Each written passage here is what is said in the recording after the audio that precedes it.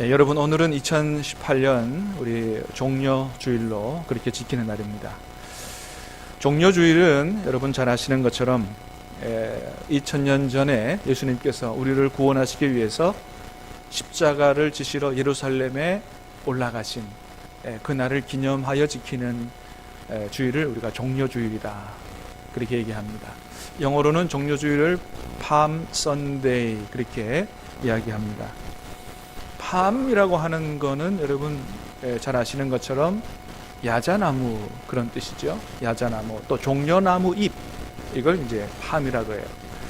그래서 종려주일을 팜 선데이라고 하는데, 특별히 오늘을 종려주일이라고 하는 이유는 2000년 전에 예수님께서 십자가 지시러 예루살렘에 올라가실 때 많은 사람들이 나와서 호산나 주의 이름으로 오시는 이여 하면서 종려나무 가지를 들고 흔들면서 환영했다. 그래서 오늘을 종려주일이다, 그렇게 부릅니다.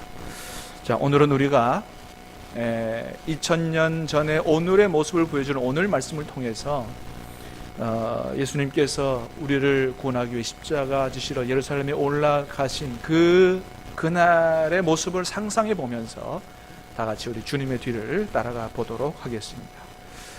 자, 오늘 우리가 마가복음 11장 읽었는데요. 마가복음 전체는 16장까지 있지요.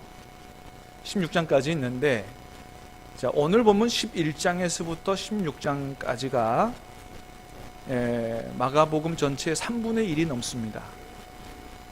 그런데 이 마가는 16장까지의 마가복음을 쓰면서 전체의 3분의 1이 넘는 이 분량을 예수님께서 이 땅에 사셨던 기간 중에 제일 마지막 한 주간에 대한 내용을 기록을 하고 있습니다. 왜 그렇게 기록을 하고 있느냐? 적어도 마가가 볼 때는 예수님께서 이 땅에서 33년 사시는 동안에 제일 중요한 기간이 언제냐? 제일 중요한 시간이 언제냐? 바로 오늘서부터 시작한 예수님이 십자가에 달리시기까지 한 주간, 일주일에 예수님의 삶이 가장 중요하다. 그래서 마가복음 전체 3분의 1 이상을 마지막 한 주간에 조명을 하고 있는 것입니다. 여러분, 우리가 아는 것처럼 예수님은 이 땅에 계실 때 많은 일들을 하셨어요. 하나님의 말씀을 가르치시며 수많은 병자들을 치유하시고 또 물로 포도주를 바꾸는 등 많은 기적을 행하셨습니다.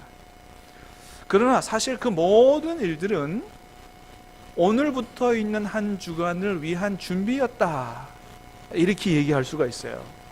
왜냐하면 예수님께서 하늘 영광 보좌를 버리시고 이 땅에 오신 가장 큰 목적은 인류를 구원하시기 위함이었고, 또 인류를 구원하시기 위해서는 십자가를 지셔야만 했기 때문에 그렇습니다. 그래서 여러분 아는 것처럼 십자가가 아니고는 우리를 구원하실 수 있는 다른 방법이 없기 때문에. 왜 그렇습니까? 우리의 죄는 뭘로 밖에는 사해 줄 수 없다? 피밖에는 우리의 죄를 씻을 방법이 없기 때문에, 그것이 하나님이 정하신 법이었기 때문에 주님은 십자가를 지시러 이제 2000년 전 오늘 예루살렘으로 올라가신 것이죠. 어떻게 하면 예수님께서 십자가 못 지도록 하기 위해서, 예수님께서 하나님의 일을 시작한 공생의 초기에 사단이 당신이 메시아인 것을 십자가 지지 말고 손쉬운 방법으로 그렇게 드러내라, 그런 모든 것을 거부하시고, 또 베드로가 주님, 절대로 주님이 십자가에 달려 돌아가시면 안 됩니다, 이렇게 만류할 때까지 모든 사단의 유혹을 뿌리치시고 주님은 십자가를 지시기 위해서 2000년 전 오늘 예루살렘으로 힘차게 발걸음을 옮기셨다 하는 것이죠. 실제로 2000년 전 봄에 이맘때쯤에 예루살렘으로 들어가는 두 행렬이 있었다 그래요. 하나는 우리 예수님의 행렬이고, 또 하나는 누구의 행렬이냐 하면 빌라도 총독의 행렬이었습니다. 예수님은 우리를 구원하시기 위해서 십자가 지시러 올라가셨고요. 빌라도는 왜 군사들을 데리고 예루살렘으로 올라갔느냐? 그때가 이제 유월절이었기 때문에, 유월절은 유대인 남자라면 모두가 다 예루살렘으로 모여서 하나님 앞에 제사를 드려야 됐거든요. 그래서 그때 당시에 예루살렘에 한 3만 명 정도 살았는데 모든 디아스포라 유대인들이 다 예루살렘으로 모이니까 그 6월절에는 한 10만 명 정도가 그렇게 모였다고 그렇게 요세푸스는 역사책에 기록을 하고 있습니다. 그래서 이제 빌라도가 군사들을 데리고 치안 유지 또는 혹시 모를 로마 제국의 반기를 들은 반란을 진압하기 위해서 빌라도가 군사들을 데리고 예루살렘으로 올라가는 이런 두 행렬이 있었다고 합니다. 여러분 한번 생각을 해보시기 바랍니다. 예수님의 행렬, 여러분 예수님은 뭘 타고 올라가세요? 나귀새끼 타고. 안장도 준비되어 있지 않았습니다. 그냥 겉옷을 안장 삼아 깔고 그렇게 갈릴리 촌뜨기 제자들 데리고 예루살렘으로 올라가는 그런 모습이었습니다. 여러분 빌라도는 어떻게 올라갔을까요? 보나마나 가장 좋은 말을 타고 수천 명의 군사를 거느리고 앞에 풍악을 울리고, 그죠? 악대가 풍악을 울리고 그렇게 아마도 올라갔을 것이다. 개선 장군처럼 그렇게 올라갔을 것이다 생각이 됩니다. 여러분 사람들이 보기에 어떤 행렬이 더 멋있어 보입니까? 두말 하나 많아 빌라도의 행렬이 훨씬 더 멋있어 보이는 것이죠. 여러분 만일 누군가가 저와 여러분에게 이 두 행렬 중에 하나를 선택해서 뒤를 쫓아가라 그러면 여러분은 어떤 대열에 서서 같이 길을 가고 싶으십니까? 예수님의 행렬입니까? 빌라도의 행렬입니까? 사랑하는 여러분, 빌라도의 행렬 쫓아가는 게 이 세상에서 잘 되는 길인 줄 모르나 예수님 뒤를 쫓아가는 것이 우리가 영원히 사는 길인 줄로 믿으시기를 바랍니다. 그래요. 예수님의 행렬이 초라할지라도 예수님의 행렬이 우리를 구원하고 우리를 영원한 천국으로 인도하는 그런 길이다, 그런 줄이다. 여러분 속된 말로 뭘 잘 써야 돼요? 줄을 잘 써야 됩니다. 여러분 많은 사람들이 지금도 그래요. 이 세상에는 두 가지 행렬이 있어요. 세상의 부귀 영화를 쫓아가는, 오직 그것만을 목적으로 쫓아가는 많은 사람들이 가는 그런 행렬이 있고, 비록 힘들고 어렵지만은 예수님이 메어주신 십자가를 지고 예수님 뒤를 쫓아가는 그 길이 비록 험하고 어렵지만은, 그러나 우리에게 메어주신 십자가를 지고 주님 뒤를 쫓아가는 것이 진정한 복을 받는 길이요 우리가 영원히 사는 길인 줄로 믿습니다. 간절히 바라기는 천성문에 이르기까지 여러분 주님 메어주신 십자가 지고 여러분 예수님의 행렬을 따라가는 저와 여러분 될 수 있게 되기를 주님의 이름으로 축복합니다. 그렇게 예수님께서는 우리를 구원하러 십자가 지시기 위해서 갈릴리에서부터 출발해서 먼 여행 끝에 이제 예루살렘 가까이 오셨는데, 예루살렘 가까이에 벳박의 베다니, 지난주일에 우리 들었던 것처럼 베단이라는 곳에 오셔서 제자들에게 그렇게 말씀하셨어요. 저 건너편 동네를 가면 한 번도 타보지 않은 나귀새끼가 있는데 그거 풀어서 끌고 오너라. 만일 누가 그거 왜 풀어서 그렇게 끌고 가느냐 그러면 주께서 쓰시겠다 하라. 그러면 그 사람이 즉시로 그것을 돌려보낼 거다. 그렇게 얘기하셨어요. 여러분 우리는 먼저 여기서 우리 주님의 모습을 한번 생각해 보기를 원합니다. 여러분 왜 하필 예수님은 나귀 새끼를 타려고 하셨을까요? 뭐 그 동네에 말이 한 필도 없었을까요? 말을 타셔도 되고 건장한 나귀, 말이 없으면 다 큰 나귀를 타셔도 되는데 왜 하필 나귀 새끼를 타려고 하셨을까요? 그건 왜 그렇다고요? 먼저는 스가랴 9장 9절의 예언의 말씀을 성취하기 위해서 그랬다 그런 거죠. 자, 다시 한번 읽어보겠습니다. 스가랴 9장 9절이에요. 시작. 시온에 따라 크게 기뻐할지어다. 예루살렘에 따라 즐거이 부를지어다. 보라, 내 왕이 내게 임하시나니 그는 공의로우시며 구원을 베푸시며 겸손하여서 나귀를 타시나니 나귀의 작은 것 곧 나귀 새끼니라. 아멘. 자, 예수님께서 말도 아니고 다 큰 나귀도 아니고 나귀 새끼를 타신 이유는, 먼저는 예수님 당신이 예수님 이 땅에 오시기 수백 년 전에 스가랴 선지를 통해서 예언된 그 말씀, 이스라엘의 왕이 임하는데 그 왕이 누구냐? 뭘 타고 가느냐? 바로 나귀 새끼를 다시 말하면 내가 나귀 새끼를 타고 가는 것은 스가랴 선지자가 예언한 그 이스라엘의 왕이 바로 나다라고 하는 것을 선포하기 위해서 다른 거 탈 수도 있지만 나귀 새끼를 타고 가셨다는 거예요. 사랑하는 여러분, 이스라엘의 왕은, 만왕의 왕은, 여러분 빌라도, 백마를 타고 올라가는 빌라도도 아니고 전 세계를 통치하는 로마 황제도 아니고 나귀 새끼 타고 예루살렘에 올라가신 바로 우리 주 예수 그리스도께서 이스라엘의 왕이요 만왕의 왕이신 줄로 믿으시기를 바랍니다. 그렇게 예수님이 이스라엘의 왕이심을 보여주기 위해서 나귀를 타셨고, 또 스가랴 9장 9절에는 예수님께서 나귀 새끼를 타신 이유를 또 하나 보여주고 있습니다. 그것은 뭐냐 하면 바로 예수님은 이스라엘 왕이신데 어떤 왕이심을 보여주기 위해서요? 겸손한 왕이심을 보여주기 위해서 그렇게 하셨다는 거예요. 겸손하여서 나귀를 타시나니 나귀의 작은 것 곧 나귀 새끼다라고 하는 것입니다. 여러분, 예수님께서 예루살렘에 올라가실 때 사실은 뭘 타고 가야 격에 맞겠습니까? 여러분, 이 세상에 있는 좋은 최고의 황금으로 만든 황금 마차를 타고 올라가셔도 예수님 태우기에는 부족한 것이죠. 그런데 백마도 아니고 나귀도 아니고 나귀 새끼를 타고 올라가셨다는 거예요. 왜요? 주님은 겸손한 분이시기 때문에. 그렇게 주님은 당신을 낮추셔서 나귀 새끼를 타고 가셨다는 거예요. 아니 여러분, 사실 주님이 설사 나귀 새끼를 타지 않으셨을지라도 원래 하늘에 계셔야 되는 분이 하늘 영광 보좌를 버리시고 이 땅에 인간의 몸을 입고 오셨다는 것 자체가 뭐예요? 주님은 어떤 분임을 보여주시는 겁니까? 겸손한 분임을, 주님은 겸손한 분임을 우리에게 보여주시는 것이죠. 자, 그런데 여러분, 그렇게 주님이 하늘 영광 보좌 버리시고 이 땅에 인간의 몸을 입고 오시는, 그렇게 자신을 낮추신 이유, 그렇게 겸손하게 되신 이유가 뭐라고 얘기하고 있어요? 누구를 위해서? 바로 저와 여러분을 위해서 겸손해지셨다는 것입니다. 마가복음 10장 45절 말씀을 한번 읽겠습니다. 시작. 인자가 온 것은 섬김을 받으려 함이 아니요 도리어 섬기려 하고 자기 목숨을 많은 사람의 대속물로 주려 함이니라. 아멘. 자, 예수님이 오신 것은 왜 왔다고 말씀합니까?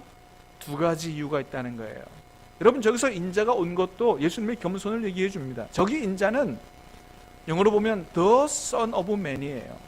앞에 더 짝으로 정관사가 붙었어. 이건 뭐냐 하면 단순히 요셉의, 인간 요셉의 아들이 아니고 다니엘서 7장 13절 14절에 있는 하나님 앞에 가서 영원한 권세를 받은 영원한 나라의 왕인, 신적인 존재를 가리키는 말이 인자란 말이에요. 내가 원래 다니엘서 예언된 그 신적인 메시아요, 신적인 존재다, 하나님의 아들이다, 영원한 만왕의 왕이다. 그러나 그 인자가 인간의 몸을 입고 온 것은 두 가지 이유라는 겁니다. 하나는 뭐예요? 섬김을 받으려 함이 아니요 섬기려 하고, 또 하나는 우리를 구원하시기 위해서.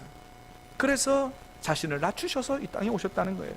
그래서 예수님은 십자가 달리시기 전에도 먼저 2000년 전 십자가 달리시기 전날 밤에 수건을 허리에 두르시고 일일이 제자들의 발을 그렇게 사랑으로 씻어주신 것입니다. 제자들을 사랑으로 섬기기 위해서 종의 자리, 노예의 자리로 내려가신 거예요. 손님의 발을 씻어주는 것은 옛날에는 신발이 좋지 않았기 때문에 먼지가 많이 묻었어요. 샌들 신고 다니니까 얼마나 먼지가 많이 묻어요. 그거 씻어주는 건 종들이 하는 것인데 예수님은 그런 종의 자리에, 노예의 자리로 내려가셔서 만왕의 왕이신 분이 제자들의 발을 씻어주셨다는 거예요. 그리고 뭐라고 하시느냐? 요한복음 13장의 말씀을 읽어봅니다. 요한복음 13장 말씀 시작. 내가 주와 또는 선생이 되어 너희 발을 씻었으니 너희도 서로 발을 씻어 주는 것이 옳으니라. 내가 너희에게 행한 것 같이 너희도 행하게 하려 하여 본을 보였노라. 아멘. 예수님이 그렇게 겸손으로 사랑으로 발을 씻어 주시면서 잘 보았느냐? 너희가 나보고 주라고 하니 내가 한 것처럼 너희도 이렇게 서로의 발을 씻어주라.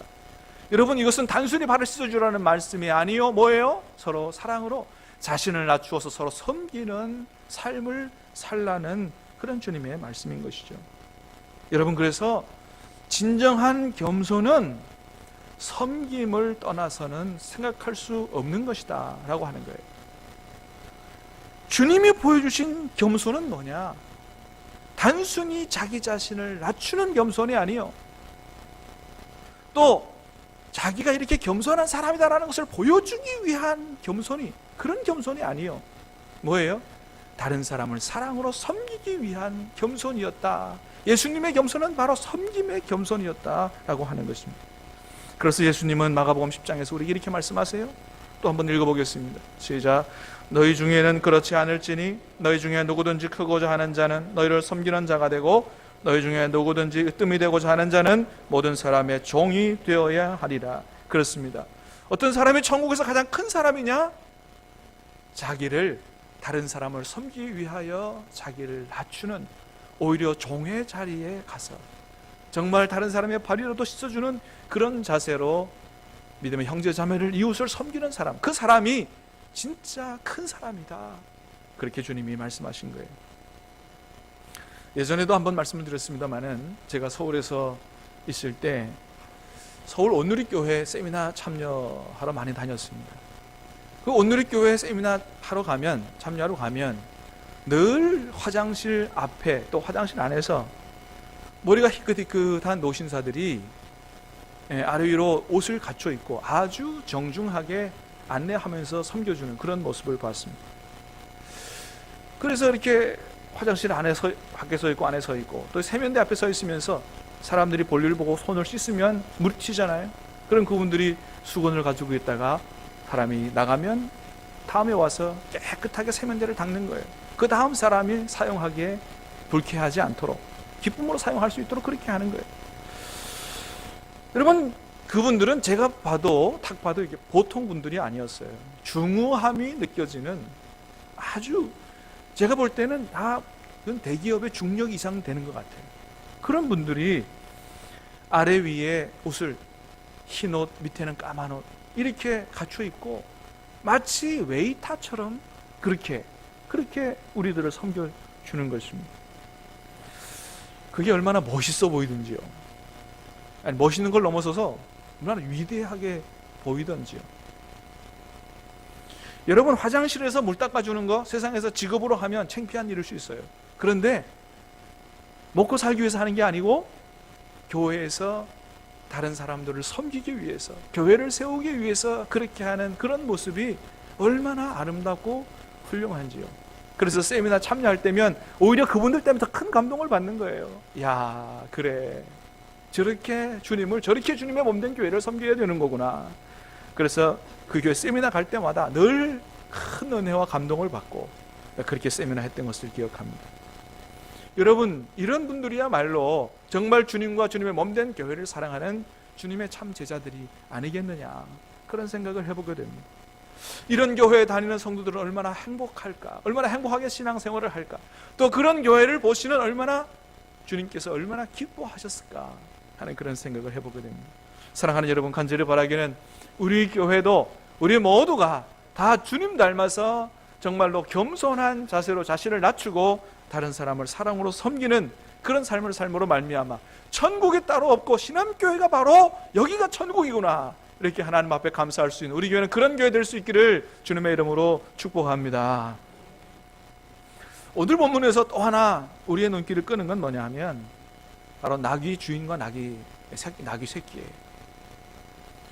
여러분, 이 나귀의 주인에게 이 나귀 새끼는 얼마나 귀한 존재였을까요? 한 번도 사람을 태워보지 않은 그런 나귀였다 그랬어요. 그런 나귀 새끼였다. 그러니 얼마나 그 나귀 새끼를 애지중지 길렀을까요? 그러나 그럼에도 불구하고 주님이 쓰시겠다 그러니까 어떻게 해요? 즉시로, 머뭇거리지도 않고 즉시로 보냈다, 그렇게 얘기하고 있습니다. 어떻게 그분은 자기가 그렇게 애지중지 기른 그 나귀 새끼를 주님이 쓰시겠다는 한 말에 그렇게 돌려보낼 수 있었을까요? 분명히 그분은 그렇게 생각했을 거예요. 이 나귀는 내가 지금 기르고 있지만 내 것이 아니요, 누구 거다? 주님의 것이다. 나는 주님의 것을 맡아 기르고 있을 뿐이다 라고 하는 그런 청지기 의식을 가지고 그렇게 나귀를 길렀던 것으로 보입니다. 그러니까 주께서 쓰시겠다 하라, 그러니까 즉시로 돌려보냈다는 것이죠. 여러분, 오늘 본문에 있는 주께서 쓰시겠다라고 하는 말의 원래 뜻은 뭐냐 하면 그것들의 주가 쓰시겠다 하라, 그런 말이에요. 그러니까 이 나귀의 주는 누구라고요? 주님 거라는 거예요. 이 나귀 새끼의 주인도 이것들의 주는 주님이다, 이렇게 생각을 하고 그렇게 주님께로 돌려보낼 수 있었다. 그리고 즉시 이리로 보내리라, 이런 뜻은 여러분 오늘 성경 난하주 맨 밑에 보면 또는 뭐라고 번역할 수 있다 그래요? 즉시 돌려보내리라. 여러분, 즉시 돌려보낸다는 말은 무슨 얘기예요? 누가 주인임을 인정하는 거예요. 예수님이 주인인 것을 인정하는 거예요. 그래서 그냥 내 것을 보내는 게 아니고 돌려보낸다, 원래의 주인에게로 돌려보낸다, 그런 뜻인 것이죠. 여러분, 이 귀한 믿음을 가진 나귀의 주인은 오늘 그 이름이 성경에 기록되어 있지는 않아요. 그러나 주님께서는 그 이름을 아주 존귀한 이름으로 기억해 주실 줄로 믿습니다. 사랑하는 여러분, 저와 여러분들이 빛도 없이 이름도 없이 그렇게 주님의 몸된 교회를 섬기는 것을 여러분, 주님은 여러분을 기억하시고 알아주실 줄로 믿으시기를 바랍니다. 나귀의 주인의 이름은 주님 앞에 아주 존귀한 이름으로 알려졌을 것이다. 또한 여러분, 나귀 새끼를 생각해 봅니다. 나귀 새끼, 백마에 비하면 얼마나 볼품없는 존재입니까? 그러나 주님은 온 인류를 구원하기 위해서 예루살렘으로 올라가는 이 위대한 행차에 백마도 아니고 다 큰 나귀도 아니고 볼품없는 나귀 새끼를 주님이 쓰시고자 했다는 거예요. 여러분, 그렇습니다. 주님은 세상에서 속된 말로 잘난 사람도 쓰시지만 대부분은 주님이 쓰시기 원하시는 사람은 뭐냐? 세상에서 사람들 보기에 볼품 없다고 생각하는 사람을 쓰시기를 원해요. 왜요? 그런 우리들도 사랑하시고 또 그런 우리를 통해서 하나님께서 영광 받으시기를 원하시기 때문에 그렇습니다. 여러분, 그러므로 여러분 중에 단 한 분도 나 같은 사람은 어디에 쓸데없어, 어디에 주님이 나를 쓰겠어, 여러분, 이런 생각을 한 분도 하지 마시기를 바랍니다. 우리가 아무리 부족해도 누구보단 나아요? 나귀 새끼보다는 낫잖아요. 믿습니까? 아무리 부족해도 나귀 새끼보다는 낫잖아요. 주님은 나귀 새끼를 데려다 쓰셨다는 거예요. 그러므로 여러분, 우리가 아무리 부족해도 주님이 불러 쓰시면 우리는 어느 누구보다도 참으로 복되고 귀한 삶을 살 수 있게 되는 줄로 믿으시기를 바랍니다. 여러분, 참 나귀 새끼도 얼마나 대견스러운지요. 이 나귀 새끼 보면서 저는 그런 생각합니다. 그래, 나도 저래야 되는데, 그런 생각을 하면서 은혜를 받습니다. 여러분, 나귀 새끼 예수님 태우기 전에는 아무도 다른 사람 한 번도 태워본 적이 없다고 그랬어요. 한 번도 사람을 태워본 적이 없는 어린 나귀 새끼, 건장한 30여 세의 청년 예수님을 태웠으니 얼마나 무거웠겠느냐 하는 거예요. 아마도 이게 생각해보건데 예수님 태우고 막 비틀비틀 이렇게 그냥 그렇게 걸어왔을 것 같아요. 그래도 나귀는 날뛰지 않았다는 거예요. 딴 길로 가지 않았다는 거예요. 무겁고 힘들지만은 꾹 참고 인내하면서 예수님 모시고 예수님이 가시고자 하시는 목적지까지 예수님을 잘 모시고 갔다는 것입니다. 여러분, 그렇습니다. 오늘도 주님은 우리의 인생에 올라타시고 우리와 함께 가시고자 하시는 그런 목적지가 있다는 것입니다. 여러분, 주님이 여러분의 인생에 올라타고 계시는 줄로 믿으시길 바랍니다. 여러분을 통해서 하나님이 이루시고자 하시는 뜻이 계신다는 거예요. 간절히 바라기는 예수님이 우리의 인생을 올라타시고 우리를 인도하시는 그 길이 힘들고 어려워도 여러분 꼭 참고 잘 인내할 수 있게 되기를 바랍니다. 나귀 새끼 같은 나를 하나님의 일에, 이 귀한 일에 불러주시니 감사하고 영광이다, 이렇게 생각하고 주님 모시고 주님이 가시고자 하시는 그곳까지, 그 목적지까지 여러분 인내하며 여러분 잘 달려갈 수 있게 되기를 간절히 바랍니다. 그런데 이 나귀 새끼만도 못하여 주님의 가시는 길에 오히려 방해가 된 사람들도 있었다고 하는 거예요. 그게 누구냐? 다른 말인 타락한 예루살렘 성전과 관계된 서기관과 바리새인들, 오히려 예수님의 가시는 길에, 십자가 지시는 길에 걸림돌이 된 이러한 사람들이 있었다는 것이죠.